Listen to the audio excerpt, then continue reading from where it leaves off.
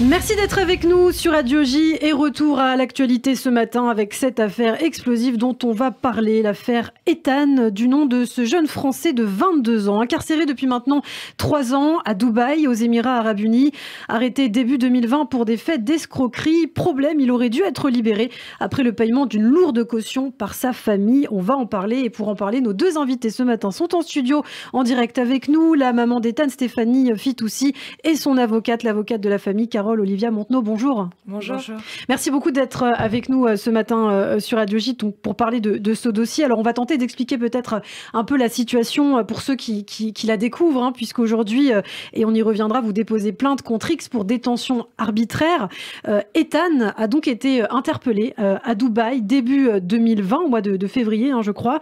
Qu'est-ce qui lui était reproché exactement? Quels sont les faits? On parle d'appropriation de biens d'un tiers par un moyen électronique. Alors de quoi s'agit-il? Alors ça, c'est ce qui est inscrit sur l'ordonnance de mise en liberté. En réalité, Ethan a simplement transporté des fonds à Dubaï. Je précise qu'il n'a pas passé de frontière. Il les a transportés d'un point A à un point B. Et c'est ce qui lui est reproché, puisqu'apparemment, ces fonds proviennent d'une escroquerie dont Ethan ignore tout. Mais en tout cas, il reconnaît qu'il a bien transporté cette somme d'argent. Et vous étiez au courant, vous, Stéphanie, justement, des actes que faisait votre fils? Non, du tout. Ouais, il vous en a jamais parlé? Non. C'est vrai qu'on peut s'interroger, c'est ce qu'on disait aussi en off avec Maître Montenot, c'est que Ethan est un garçon qui vient d'une bonne famille, qui est scolarisé au lycée Janson de Sailly. On peut se poser la question, pourquoi avoir fait tout ça? Est-ce qu'il avait besoin de faire ça? Mais écoutez, en fait, Ethan, quand je discute avec lui de tout ça, à aucun moment, il était au courant que c'était de l'argent qui venait d'une escroquerie. Ouais. Après, il avait 19 ans. Donc, oui, c'est la naïveté d'un jeune homme. Ouais. C'est plus une erreur de jeunesse, quoi. Oui, c'est une erreur de jeunesse. Ethan est un gentil garçon. C'est pas un garçon qui m'a causé des problèmes. À aucun moment. Et il est parti aussi parce que Dubaï, c'est un pays qui fait rêver tous les jeunes. Il s'est fait offrir le voyage. Il est allé avec sa petite amie. C'est ça, donc c'est-à-dire qu'il devait faire quelque chose en échange d'avoir le voyage gratuitement à Dubaï, c'est ça? Ouais. Alors, il se fait interpeller, donc c'est la police dubaïote qui découvre. C'est à l'aéroport, comment ça se passe l'interpellation? Non, ça se passe à Dubaï. Il était déjà à Dubaï depuis plusieurs jours. Donc ça se passe dans la rue. Alors, ce qui est curieux quand même dans ce dossier, et on va en parler, vous avez dit que vous avez parlé justement à votre fils Ethan, avant de parler bien sûr de ses conditions de détention, c'est que depuis 3 ans finalement, Ethan n'a fait l'objet d'aucun interrogatoire, aucun acte d'investigation, et c'est ça que vous dénoncez aujourd'hui. Alors, effectivement, on a toujours tendance à vouloir comparer les différents systèmes. Après, chacun est souverain dans son pays. Mais c'est vrai qu'on peut s'étonner du fait qu'à aucun moment, il n'a été vu par un juge et il n'a été interrogé sur les faits qui lui sont reprochés. Donc, on se pose un petit peu la question du sens de cette détention provisoire. Mais ça, à la limite, bon, c'est plus accessoire que ce qu'on dénonce réellement aujourd'hui, c'est-à-dire une ordonnance de mise en liberté qui a été prise et rendue par un juge local et qui n'est pas appliquée et on ne comprend pas pourquoi. Cette ordonnance de remise en liberté a été actée le 19 octobre, je crois, c'est ça, en octobre. Et donc, depuis, vous n'avez pas eu de retour des autorités dubaïotes, vous, Stéphanie? Non, en fait, le 19 octobre, la caution a été payée.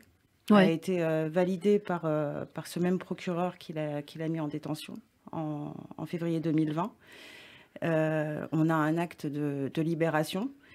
À partir de là, ça a mis dans la demi-heure qui a suivi. Mon fils m'a appelé pour me dire « Écoute, maman, c'est bon, je sors.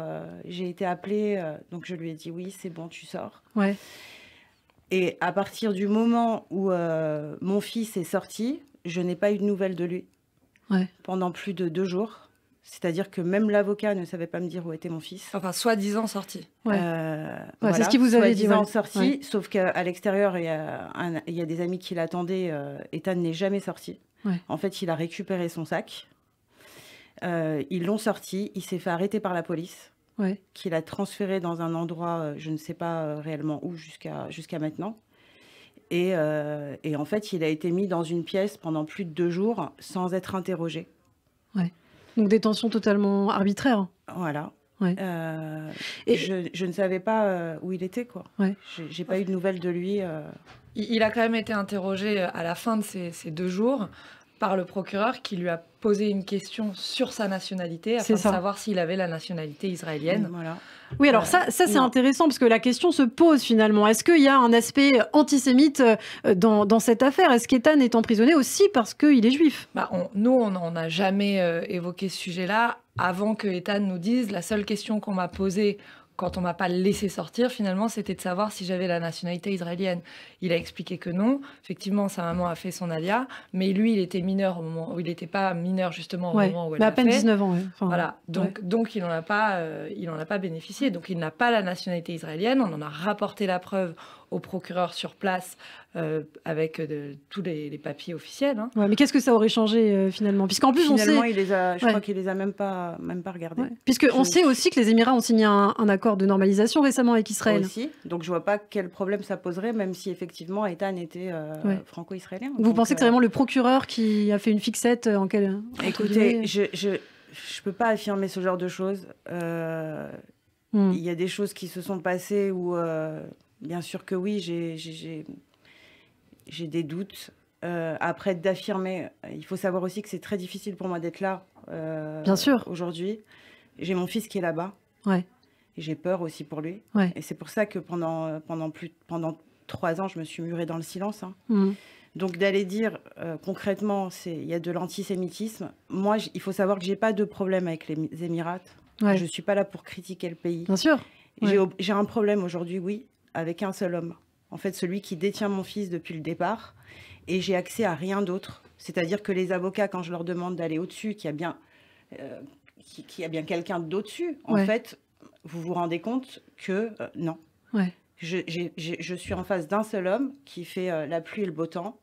Et aujourd'hui, je sais plus, j'ai plus de solution, je sais plus quoi faire. Je me sens complètement impuissante.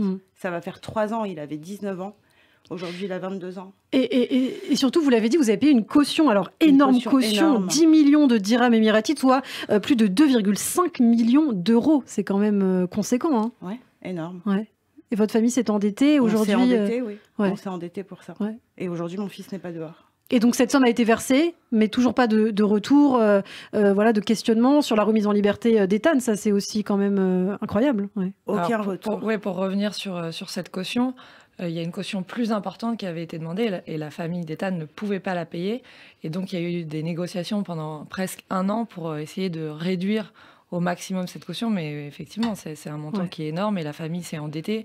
C'est d'autant plus injuste que toutes les garanties qui ont été demandées par le procureur sur place, elles ont été fournies par la famille d'Ethan. Il fallait trouver une personne qui remettait son passeport, qui se portait garant pour Ethan, qui s'engageait à verser une somme d'argent si Ethan ne se présentait pas au procès.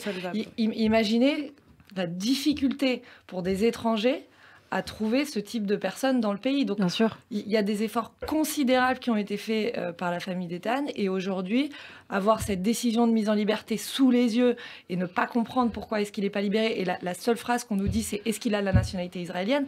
Oui, forcément, on se pose des questions. Ouais, bien sûr. Et vous le rappelez, il y a des accords qui ont été signés. Ces accords, ils ont été signés au plus haut niveau. Et ce qui pose question, c'est que souvent, vous avez des fonctionnaires qui... un peu zélé. Voilà, non, mais on peut pas empêcher les gens de penser ce qu'ils pensent et qu'il y a effectivement peut-être de l'antisémitisme dans cette affaire. Alors aujourd'hui, Stéphanie, vous l'avez dit, c'est quand même une situation très, très difficile pour vous, pour votre famille. On peut bien sûr l'imaginer. Est-ce que vous avez pu entrer en contact avec votre fils? Est-ce que vous avez pu lui rendre visite à Dubaï? Non. J'ai pu lui rendre visite une seule fois. D'ailleurs... la photo a circulé. Ouais, dans le journal du dimanche notamment, on a pu voir cette photo d'Ethan. Voilà, c'est la seule fois où j'ai pu voir mon fils, on n'a pas pu se toucher. Hein. Ensuite, il y a eu... Moi, je suis restée là-bas sur place, plus de 2 mois. Ouais, dans l'espoir de le voir... D'être là, d'être présente, mais on est tombé en plein confinement, donc les visites se sont complètement stoppées. Donc, je n'ai pas vu mon fils, non. Et vous pouvez quand même l'appeler? Il m'appelle lui. Ouais. Voilà, 5 minutes. Je veux dire, c'est... Et comment est le moral? Qu'est-ce qu'il vous dit? Est-ce qu'il est bien traité? C'est très difficile pour lui aujourd'hui. Il a été très fort, déjà par rapport à moi, puisqu'il s'est fait beaucoup plus de soucis pour moi. Donc il a été fort jusqu'à présent, mais là, depuis le 19 octobre, je ne sais pas si vous vous rendez compte de la violence du choc émotionnel. quand on vous dit tu dois sortir et que derrière, c'est pas le cas. Donc aujourd'hui, non, Ethan ne va pas bien. Il ne va pas bien, non. Et on parle de ces conditions de détention. Donc, il est détenu à la prison d'Al-Barcha. Avec combien de détenus? Alors, ils sont 110 dans une cellule de 300 mètres carrés. Sur les conditions de détention, il n'y a pas grand-chose à dire. C'est toujours difficile, de toute façon, pour un étranger d'être détenu dans un pays dont il ne connaît pas la langue et dont il ignore la culture. Maintenant, compte tenu de l'état des prisons françaises, je me garderais bien de faire des réflexions sur la détention à Dubaï. C'est très compliqué parce que Ethan a été incarcéré à l'âge de 19 ans, je crois. Il a aujourd'hui 22 ans, donc c'est toute une partie de sa jeunesse aussi qui est un peu brisée. Oui. Et après, ok, il a fait une erreur, il a fait une bêtise. 3 ans. Loin de sa famille, dans un pays où il ne connaît pas la culture, il ne connaît pas la langue. Je veux dire, c'est là aujourd'hui, moi, ma vie, elle s'est arrêtée, clairement. Je vis que pour ça, et puis j'ai peur. J'ai peur pour lui. J'ai peur pour lui chaque jour. Ce qui fait peur, c'est de se dire que il y a des règles qui ont été suivies par la famille d'Ethan. Ils ont pris des avocats sur place. On a tout fait. Ils ont tout respecté depuis le début. Et donc, finalement, quand ils obtiennent la libération d'Ethan, c'est pas mis à exécution. Donc, ça fait peur pour la suite. Ça veut dire quoi? Ça veut dire que c'est un pays dans lequel, finalement, leurs propres décisions de justice ne sont pas appliquées. Et aujourd'hui, vous avez adressé une plainte, justement, Carole, au doyen des juges d'instruction de Paris, une plainte qui a été déposée contre X. Alors, qu'est-ce que ça signifie? Comment va se passer à présent la suite judiciaire? Écoutez, moi, j'interviens dans cette procédure uniquement pour faire respecter les droits d'Ethan. Voilà. Le reste, le fond du dossier, tout ça, c'est pas mon sujet. Il y a des avocats à Dubaï pour ça. Moi, j'ai été mandatée il y a quelques semaines. Et donc, je me suis posé la question de savoir comment forcer ce pays à exécuter sa propre décision de justice. D'habitude, on a plein de moyens, avec notamment le comité de l'ONU sur les détentions arbitraires. Mais je me suis aperçue que les Émirats ne sont signataires d'aucune convention, aucune organisation internationale. Donc on est totalement démunis lorsque les droits de l'homme, droits de la défense ne sont pas respectés. C'est ce que vous dites. Il existe aux Émirats de réelles atteintes aux droits de l'homme qui ne peuvent être sanctionnées par aucune instance internationale. On est totalement démunis. Donc qu'est-ce qui reste? Il reste la France, puisque Ethan est un citoyen français. Et même si ça se passe à l'étranger, la justice française est compétente pour connaître d'une détention arbitraire. Vous avez contacté l'ambassade des Émirats à Paris aussi? Oui, j'ai décontacté, je suis allée sur place, je leur ai écrit un courrier pour les alerter sur la situation. Vous avez une réponse? Alors, le premier jour, ils se sont un peu mobilisés pour me faire patienter. Je pense le temps que l'ambassadrice décide si elle souhaitait échanger avec moi à ce sujet. Et puis, elle a pris la décision de ne pas le faire, considérant que ça ne faisait pas partie de ses attributions. D'ailleurs, je me demande systématiquement, je l'avais déjà dénoncé dans d'autres dossiers, je me demande à quoi servent ces différentes ambassades, à part peut-être délivrer des papiers administratifs. Mais finalement, lorsque un Français se trouve dans une situation compliquée dans un pays étranger, je me demande toujours ce que fait le ministère des Affaires étrangères. Voilà, je lance un petit message au passage. Là, aujourd'hui, vous êtes dans l'attente finalement de cette libération. Qu'est-ce qu'on peut faire pour vous aider? Est-ce qu'il y a quelque chose à faire aujourd'hui, à part bien sûr relayer cet appel? Écoutez, là, aujourd'hui, de toute manière, on a besoin d'aide. J'ai besoin d'aide. J'ai besoin d'être entendue aussi là-bas. Je veux dire, c'est les Émirats arabes unis. Aujourd'hui, il y a eu des accords. Les accords d'Abraham, ce qui est quand même avec extraordinaire avec Israël. Je pense que j'ai un problème avec le procureur qui est chargé du dossier et que c'est Vous avez essayé de contacter lui? Ethan n'a pas été traité de la même manière que les autres. Il y a une réelle injustice aujourd'hui. Et j'aimerais être entendue, mais au-dessus, de pouvoir avoir d'autres interlocuteurs qui se penchent sur le cas de mon fils. C'est vrai qu'on ne l'a pas évoqué, mais il y a quand même eu une vingtaine de détenus dans ce dossier. et tous ceux qui ont payé les cautions qui ont été demandées ont été libérés. Et c'est des gens qui sont beaucoup plus âgés qu'Ethan, qui sont beaucoup plus impliqués dans les faits, qui ont des profils avec parfois déjà des condamnations. Donc, bien sûr qu'on s'interroge. Pourquoi est-ce que Ethan, 19 ans, casier vierge, caution payée, pourquoi lui, il sort pas? Et pourquoi la seule question qu'on lui pose, c'est est-ce que tu as la nationalité israélienne? Ça pose vraiment question. Ce procureur, vous avez tenté de le joindre, de lui écrire Oui, je lui ai envoyé plusieurs courriers. Je n'ai jamais eu de réponse. Et moi-même, d'ailleurs, c'est une forme de mise en demeure. Je lui ai indiqué que j'irais déposer une plainte contre X pour détention arbitraire en lui laissant la possibilité de mettre à exécution sa propre décision. Eh bien, merci beaucoup d'avoir été avec nous ce matin sur Radio J. En tout cas, que cet appel sera entendu et que vous ferez d'autres médias, bien sûr, Stéphanie. On espère la libération d'Ethan, bien sûr, parce que vous le dites, une erreur de jeunesse à 19 ans, quand même, ce qui peut arriver, bien sûr, à tout le monde. Merci beaucoup d'avoir été avec nous et je vous dis à très bientôt sur Radio J. Bon courage. À très bientôt, merci.